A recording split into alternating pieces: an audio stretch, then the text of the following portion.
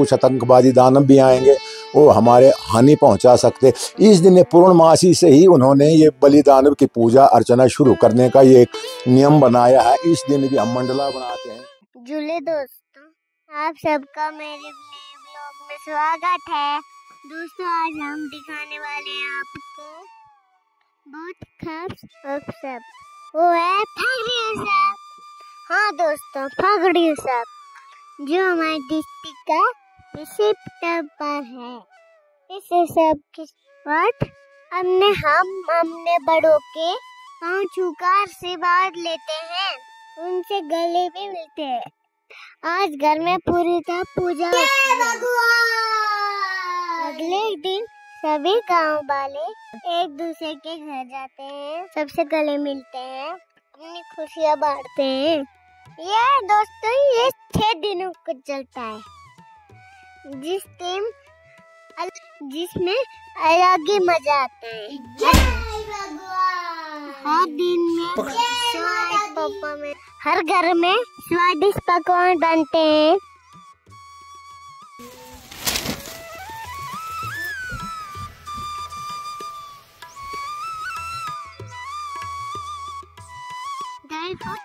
Coating मिठाइयाँ की जाती है। हम लोग एक दूसरे के घर जाते हैं और बहुत मजे करते हैं।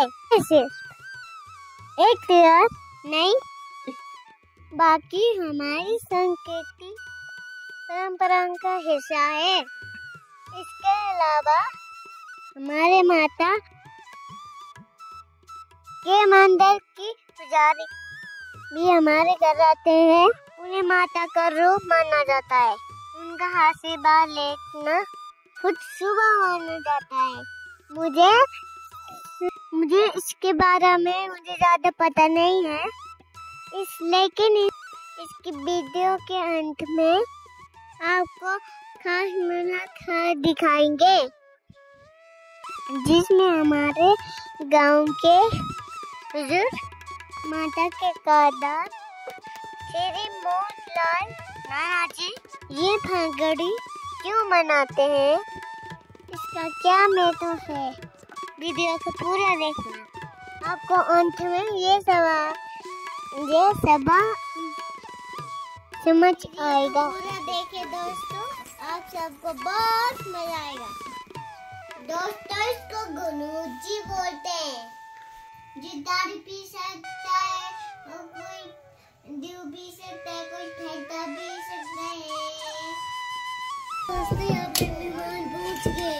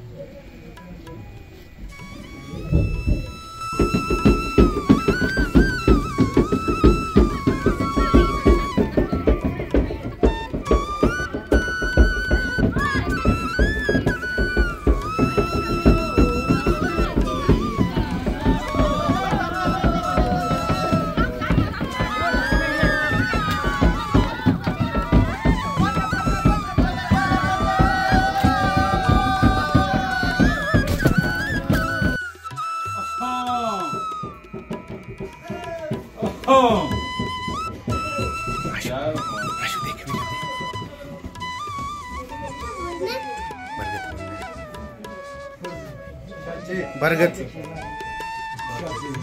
बोलो।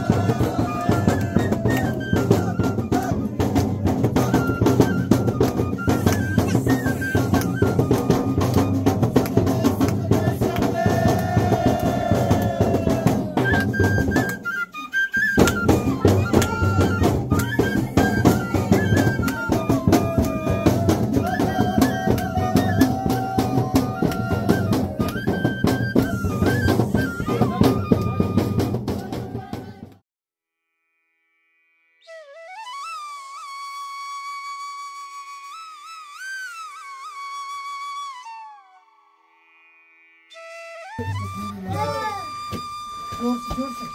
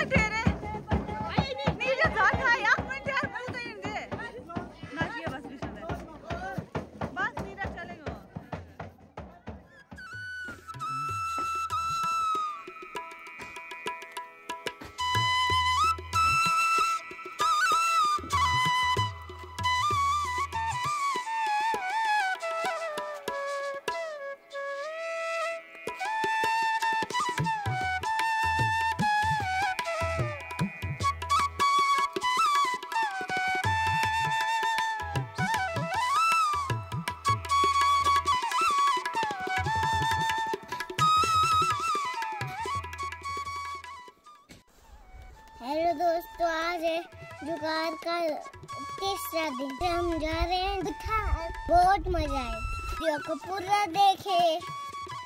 दोस्तों हम कुठार पहुंच गए। अब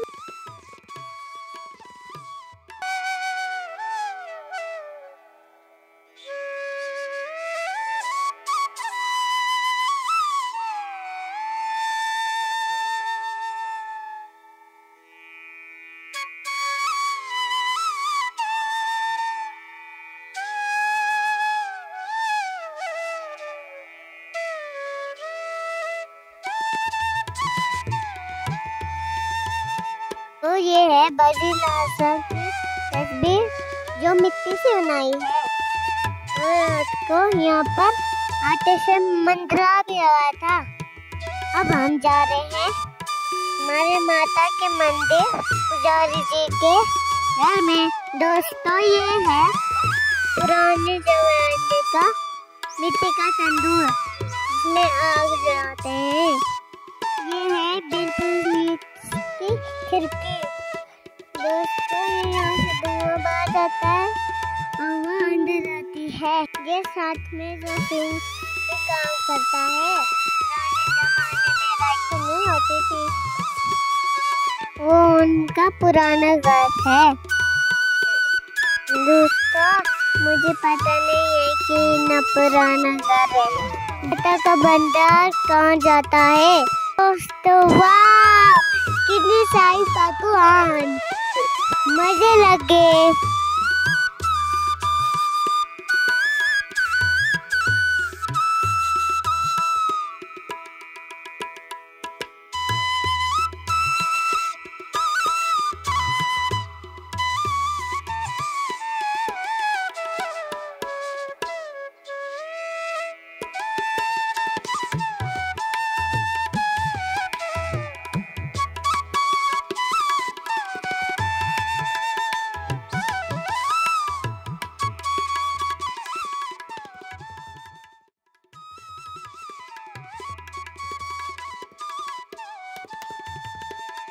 दोस्तों माता के पुजारी हमारे घर आए, हमको सब आशीर्वाद दिया।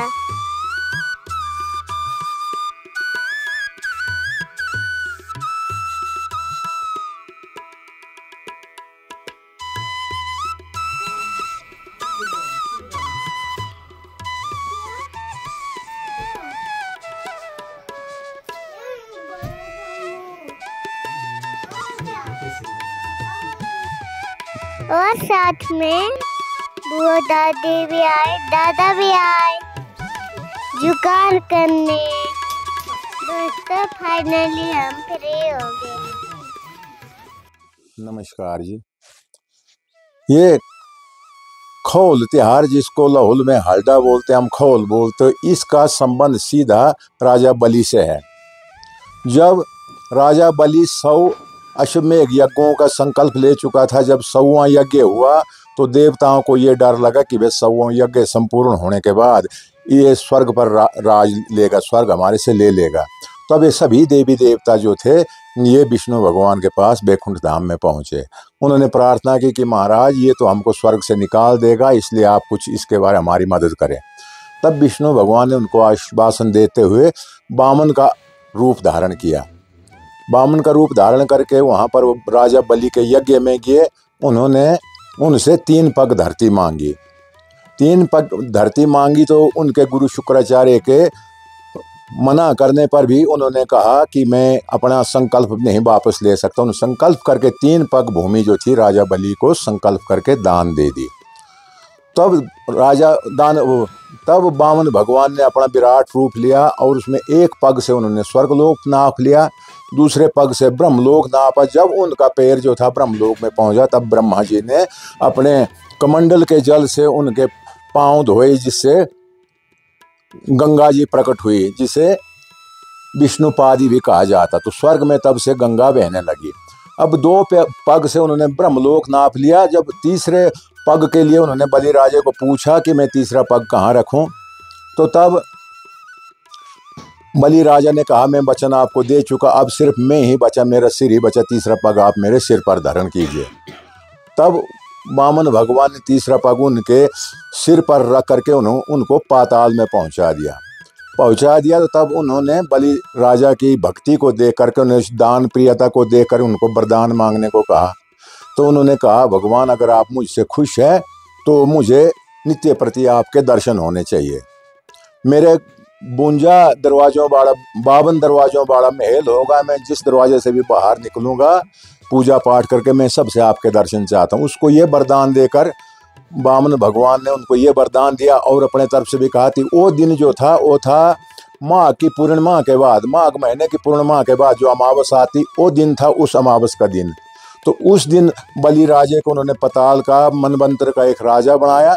तो और वो वरदान दिया कि इन पहाड़ों में, जो हम उत्तराखंड बोलते हैं, इन पहाड़ों में इस दिन जो है मेरी जगह आपकी पूजा होगी और विष्णु की जगह भी आपकी ही पूजा होगी, सब मान्यता हम आपको दे रहे हैं।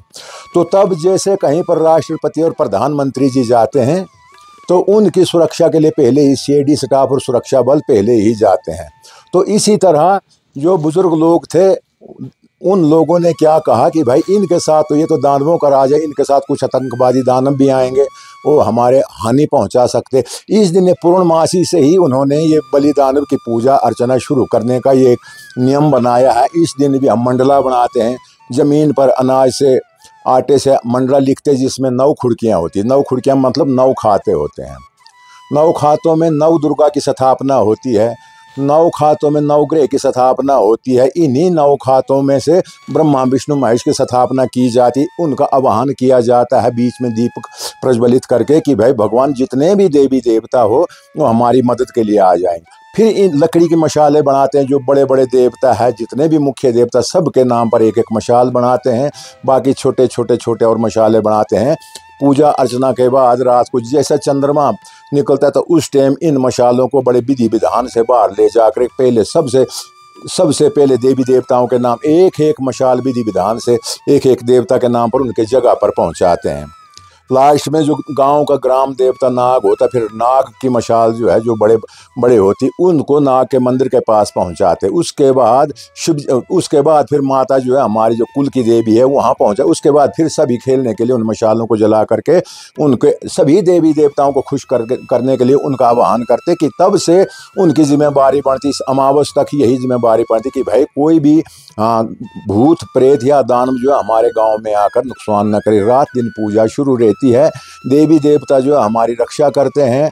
तो इसीलिए हम इन देवी देवताओं के नाम पर एक खोल यानी जो लौल में हालदा बोलते, तब से पूजा शुरू करते, सभी देवताओं को अपने रक्षा के लिए बुलाते हैं। तो उस दिन जो है बलिदानव जो है उस दिन साक्षात उसके साथ देवताओं का भी और दानवों का भी वास होता है। उस दिन मद और मांस की भी पूजा होती है और धूप की भी पूजा होती है। ऐसी हमारी मान्यता है। इस त्योहार के बाद 6 दिन के बाद एक त्योहार आता है जिसमें वही जो बलिदानव के सहायक आने वाले के आतंकवादी भी हो सकते, कैसे राक्षस लोग होते हैं, उनके लिए फिर हमको अपने घर की पूरी सफाई करके फिर अपनी देवी देवताओं की पूजा करके तो बाहर उनके लिए जैसे लक्ष्मण रेखा की तरह हर रास्ते पर हर दरवाजे पर कार लगानी पड़ती है। अंदर आकर के जो तांत्रिक होते वो तंत्र मंत्र से उनको बाहर निकालते। सभी मंदिरों में अपनी रक्षा के खातिर सभी देवी देवताओं के मंदिरों में आरती पूजा होती है। उसके बाद अंदर जाकर पूजा पाठ होता है। तो दूसरे दिन फिर एक त्यौहार होता है हमारा जो है सामलदानी, जिसको हम बोलते हैं। कहा जाता है कि भाई साच गांव है पांगी में, साच गांव में एक लड़की थी, वो इसी माघ महीने में जनवरी में अपने पिता से ऐसी चीज़ों की मांग करने लगी कि वो मांगती है कि जो बादल जो होते बादलों के मुझे चुनरी चाहिए, और जो पानी जमता जिसकी सुइयां बनती है, हमारी जो चादर पहनते थे लड़कियां, तो उसके मुझे चादर के लिए सुइयां चाहिए, और क्या नाम चकोर के अंडे चाहिए मुझे। उन्होंने कहा बेटी इस महीने में ये चीज़ उपलब्ध नहीं हो सकती है। तब वो वहाँ से अलोप होकर के दूसरे दिन से चले गायब हो गई, किसी को नहीं मिली। बहुत तोप तलाश करने पर उनको सपने में वो मिली कि भाई मैं आपके घर में देवी प्रकट हुई थी, तो मैं यहाँ से चले जाऊँगी, सामल मेरे नाम से ये त्यौहार बनेगा और आप सब की मैं जो मुझे जैसे मानेगा उसकी मैं से रक्षा करूँगी। आपने घर के पीछे उनके गांव के पीछे एक कूड जैसी थी गुफा, उस गुफा में जा कर के देखना आपको कुछ चीज़ें मिल जाएगी। तब जब वहाँ पर जाते हैं देखते हैं तो इस महीने में भी वहाँ पर चकोर के अंडे उनको मिले। तो ये बात साबित हो गई कि साच गांव से ही ये शामल जो है इसकी मान्यता हुई है। एक किस्म की कन्या रूपी देवी है, इसकी भी हर घर में पूजा की जाती है। इसके साथ भी दानव लोग जो है उसके साथ चलते हैं, इसके साथ चलते हैं। फिर उस दिन भी ऐसे जो चेले लोग गुरु लोग हैं अपने घरों में अपने तांत्रिक विद्या के साथ खेलते हैं, और लोग भी सब पूजा पाठ मंदिरों में जा करके अपनी रक्षा के लिए देवी देवताओं को अपने पक्ष में रखते हैं। तो तीसरे दिन के बाद फिर पूजा लगातार ही रात दिन शुरू होती, जो जिस दिन अमावस आती है उस अमावस में फिर बलिराजे की पूजा होती। सबसे उसने ब्रह्मा विष्णु महेश की जगह बलिदानव को ही मुख्य अतिथि माना जाता है। उस दिन धूप धाप की भी पूजा होती है, फूल की भी पूजा होती है, मद की भी पूजा होती, मांस की भी। देवताओं को धूप अर्घ आदि देते हैं और दानवों के लिए मद और मांस का भोग चढ़ाते हैं। ये हमारी पुरानी रीति है। तो इसके बाद फिर आपस में रात से बस आपस में सभी लोग भाईचारे से मिलते हैं कि भाई उस दानव से हमारी जो बलिराजे को तो हम लोग देवता ही मानते हैं, भगवान ही मानते हैं, लेकिन जो उसके साथ दानव होते हैं उनसे बचने का सोचते हैं कि हम इस बधाई से बच गए। फिर सभी लोग अपने अपने रिश्तेदारी और अपने परिवार के घर में जाते हैं, उनको अनाज के बनाए हुए फूल होते हैं उनको हाथ में देकर गले मिलते हैं और बधाइयाँ देते हैं और खाते पीते हैं। फिर जो छठवें दिन जैसे हमारे यहाँ माता का मेला होता है, उस मेले में सभी कारदार लोग सभी पब्लिक आती है, फिर माता से आशीर्वाद लेते हैं, मेला मनाते हैं। उसके बाद राग पाठ से ही जो भी यहाँ पर दानव राक्षस भूत प्रेत जो भी बलिराजे के साथ आए होते हैं उनको वहाँ पर बुलाते हैं। बुलाने के बाद उनको नचाने के बाद उनको 1 बजे के बाद फिर उनको जो है उनका मतलब उनको निपटाते हैं, वहाँ से उनको उनकी जगह को भेजते हैं। फिर माता ये मेले का समापन होता है, उसके बाद फिर माता से आशीर्वाद लेकर के दूसरे दिन फिर अपने धरती माता सबसे पहले, उसके बाद हम धरती माता की पूजा करते हैं। धरती माता की पूजा के बाद इस त्योहार का समापन हमारा होता है। ऐसा है। आज हम फाइनली फ्री हो गए। आपने बताना कि वीडियो कैसा लगा, कमेंट करके बताना।